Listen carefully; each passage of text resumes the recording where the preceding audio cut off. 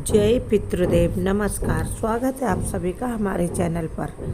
पितृपक्ष यानी श्राद्ध पक्ष जो 16 दिन का अवसर होता है इस समय चल रहा है और साल भर में 16 दिन के लिए हमारे पितृ पृथ्वी पर आते हैं देव रूप में और अपने वंशजों को खुशहाली का वरदान देने के लिए आते हैं तथा जो लोग भी अपने पितरों को प्रसन्न करने के लिए पूजा जप उनके नाम से या फिर उनको दान करते हैं, पुण्य करते हैं, ब्राह्मण भोज कराते हैं, कौओं को खिलाते हैं, कोई कुत्तों को खिलाता है, कौए कुत्ते गाय, ये इन सब में जीव है और पितृ यदि इन जीवों को आप खिलाएंगे तो बड़े प्रसन्न होते हैं तथा चींटियाँ भी इसमें शामिल हैं।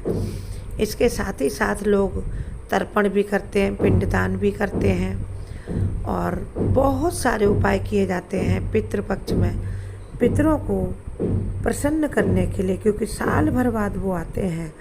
तो यदि आप कुछ नहीं करते तो आपके पितृ यदि नाराज़ होकर चले गई तो फिर आपको बहुत मुश्किल झेलनी पड़ सकती है, क्योंकि पितृ दोष से बढ़कर कोई दोष नहीं है। जिस घर में पितृ दोष बन जाता है वहाँ वंश फलता फूलता नहीं है, कभी कभी तो औलाद यानी बच्चे भी नहीं होते हैं उस घर में। और उसके अलावा कई और चीज़ें हैं जिनको आप समझ सकते हैं पितृदोष के रूप में, और कई चीज़ें हम आपको बताएंगे, जुड़े रहिए। और क्या चीज़ सबसे ज़्यादा पसंद है पितरों को वीडियो के अंत में बताएंगे, छोटा सा वीडियो है। सबसे पहले महादेव के सभी भक्त महादेव के चरणों में सब्सक्राइब और लाइक समर्पित करें तथा कमेंट बॉक्स में हर हर महादेव अवश्य लिखें। महादेव आदि देव हैं और सभी पितरों के प्रमुख हैं, आप ये मान सकते हैं। भूत प्रेतों की उनकी सेना है और जो भी उन्हें प्रसन्न कर लेता है मान लो सब प्रसन्न हो जाते हैं। तो कई उपाय बताएंगे। इसके अलावा कभी कभी क्या होता है ना, घर में कोई आपके ऐसा व्यक्ति नहीं है, पुरुष नहीं है जो श्राद्ध कर सके या दान कर सके, तो महिलाएं सोचती हैं अब मैं क्या करूं। महिलाएं भी कर सकती हैं दान। तो यही हम आज आपको बता रहे हैं। कभी पुरुष कमाने की वजह से परदेश में होते हैं, आपका बालक छोटा होता है, कोई नहीं है जो ऐसा दान कर पुण्य कर सके, तो आप खुद करिए, क्योंकि आप उस परिवार का हिस्सा जरूर करें। तो हम आपको बताने जा रहे हैं कि क्या क्या कर सकते हैं आप। पितृपक्ष में केले का, पके हुए केले का दान अवश्य करें। ये महिला पुरुष कोई भी दान कर सकता है। बच्चों में बांट दें, आप गाय को खिला दें पके हुए केले पितरों के नाम से। तो पके हुए केले है ना, भगवान विष्णु को बहुत प्रिय है और भगवान विष्णु मोक्ष देते हैं पितरों को।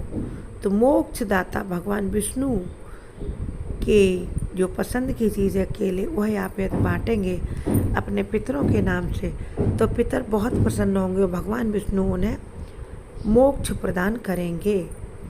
इसलिए अपने पितरों के नाम से पके हुए केले अवश्य दान करें। दूसरी चीज़ है दही। दही पके हुए दूध से बनाया जाता है और दही का गुण है स्थिरता, जम जाता है ना, हिलता डुलता नहीं जल्दी।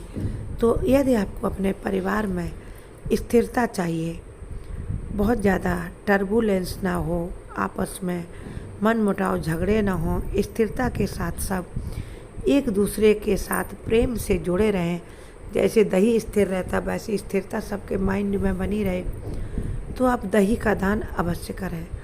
पहला गुण है दही का, वह श्वेत रंग का सफ़ेद है। सफ़ेद वस्तुएं पितरों को बहुत पसंद हैं, क्योंकि वे देव स्वरूप हो जाते हैं, उज्जवल चीज़ें उन्हें पसंद होती हैं। तो दही का दान आप गाय को दही खिला दें, किसी बच्चे को दही खिला दें, ब्राह्मण को भोज में दही खिला दें, दही का दान अवश्य करें। और दही हो गया, इसके बाद आप गौ का दान करें। गौ मोक्ष देने वाली है। गौ के शरीर में एक एक रोम में 33 करोड़ देवता निवास करते हैं, ऐसा हमारा सनातन धर्म विश्वास करता है। और जहाँ आप काम विश्वास और श्रद्धा के साथ करेंगे तभी आपको कुछ प्राप्त होगा। श्रद्धावान लभते सुखम। यदि आप बिना श्रद्धा के कुछ भी दान पुण्य श्राद्ध तर्पण करते हैं तो ना तो आपके पितरों को मिलेगा, प्राप्त भी नहीं होगा, और ना प्रसन्न होगे, नाराज होकर वह चले जाएंगे। तो श्रद्धा से करें गौ का दान। और 33 करोड़ देवता होते हैं। गौ की पूंछ बैतरणी नदी पार कराती है पितरों को। जो पितृ अपने जीवन में दान पुण्य नहीं कर पाए और आप लोगों को बड़ा करने में, अपने वंश को आगे बढ़ाने में कुछ ऐसा नहीं कर पाए, इतना नहीं कमा पाए कि आप लोगों का भरण पोषण करने का जो है दान कर सकें, तो गौ का दान कर रहे। गौ का दान करने से गाय की पूंछ पकड़ कर वह बैतरणी नदी पार कर जाते हैं। बहुत ज़्यादा प्रसन्न होते। पुंस नाम का नरक होता, पू नाम का नरक होता है, जिसे पुत्र पार कराता है। जो दान पुण्य करता है पुत्र वधू भी कराती है। इसलिए गौ का दान करें। गौ के घी का दान करें किसी पात्र में रखकर। गौ का घी है ना, घी घृत से हम दीपक जलाते हैं। दीपक तो अंधेरे में भी प्रकाश कर देता। तो पितरों के रास्ते में जब पितृ अपने पितृलोक में जाते हैं तो आशीर्वाद देते हुए जाते हैं। गौ का घी का दीपक जलाया हुआ उनके रास्ते में उजाला करता है। बहुत प्रसन्न होकर जाते हैं। सभी पितृ जब एक साथ जाते हैं तो अपने अपने वंशजों के दिए हुए दान के बारे में बात करते जाते हैं। जिनको कोई कुछ दान नहीं करता है तो फिर वो बड़े दुखी होकर के जाते हैं। उनकी बातें चुपचाप सुनते जिनके वंशजों ने दान करते हैं, और उनके आंसू टपकते होते हैं, बड़ा नाराज होकर जाते हैं। भयंकर पितृदोष बन जाता है। गाय के बाद आप जिसको भी ये कुछ भी दान करें, कुछ दक्षिणा अवश्य दान में करना। दक्षिणा से मतलब ज़रूरी नहीं है धन। आप एक बार दान के नाम से करें, दक्षिणा के नाम पे कुछ बर्तन दान कर दें, कुछ वस्त्र दान कर दें, कुछ फल ही दे दें दक्षिणा के नाम पर। दक्षिणा अवश्य देनी चाहिए। उसके अलावा आपको पितरों को दान करना है।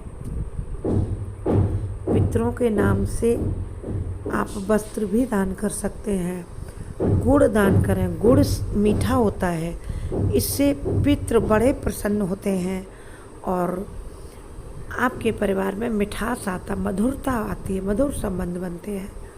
गुड़ के अलावा आप तिल, काले तिल या सफ़ेद तिल, कैसे भी तिल दान करें।